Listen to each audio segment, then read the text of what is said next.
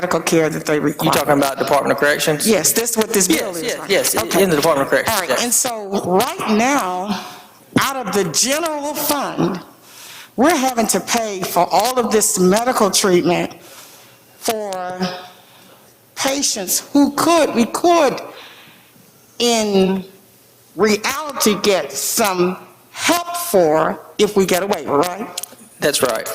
And so what we're trying to do with this particular piece of legislation is to not only do the human responsible Christian thing, to particularly these people are in last life, many of them, and to provide that care, but also the fiscal thing, it's a responsibility to where we can make matches and get these additional dollars, and we can provide that service.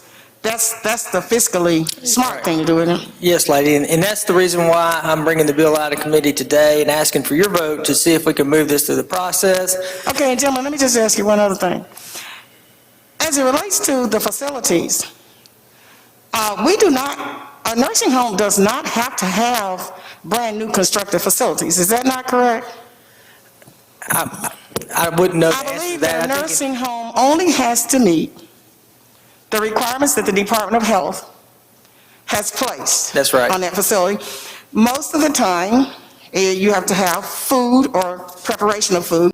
Does Department of Corrections have food and preparation of food at all of their facilities? I think they do, lady. Okay, and then you have to have laundry and that kind of thing. Do they not have that already? They do. Do they not have medical staff there already at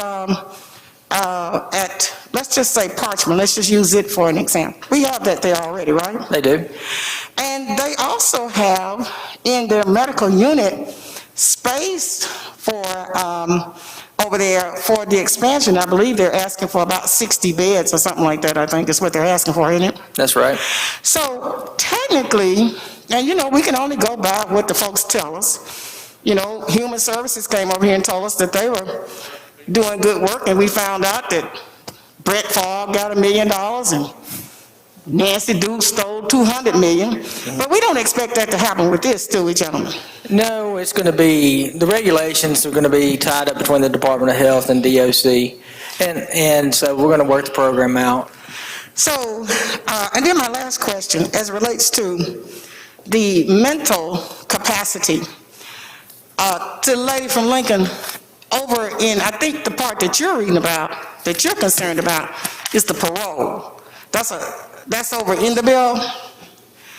That's a whole different thing than what I'm for. I'm not going to necessarily say we're not on the same page there, but what I'm for is to save the state money and then to provide particularly end-of-life care for people with dignity, and we would be able to do that. But as it relates to that, they talk about dementia, Alzheimer's, and that kind of thing over in another part of the bill. Do they not, gentlemen?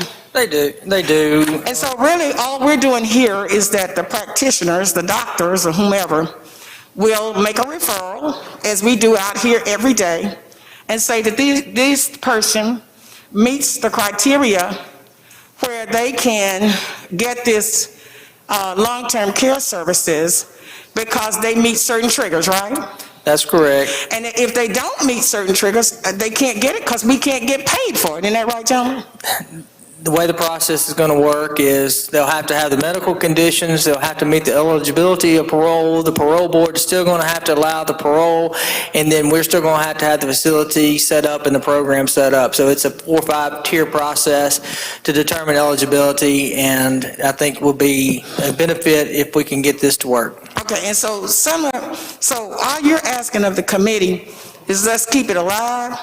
That's right. And then we could try to work out some of these things over here in what the auspices and the authority of the parole board for those who will enter the program. That's right.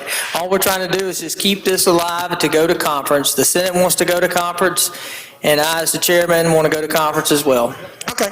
And the last thing, gentlemen, on the corrections, we got a little situation, the gentleman from Hinds County, Mr. Brown, that we want to talk to you about. We won't discuss it now, but I'd like to go ahead and get this bill out of committee. We've got some other committee members that have got several other ones, but I'll be glad I was to just trying to help the gentleman out. Thank you, lady. And I will say that this, also, there is a current lawsuit against the state of Mississippi with regard, we spoke with the AG's office, they're in favor of this bill as well. It may help alleviate some of those concerns in the end. Do we adopt the amendment? Do we adopt the amendment?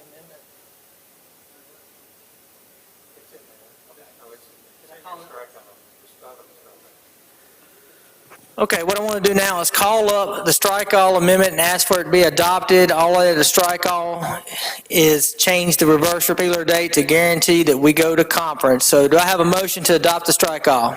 See a motion. All those in favor say aye. All those opposed? The ayes have it. We're here ready to vote on the bill. Do I have a motion? Title sufficient do pass. Strike all. All those in favor say aye. All those opposed? The ayes have it. Thank you all, ladies and gentlemen. If you have any questions, please come talk to me. Rise and report.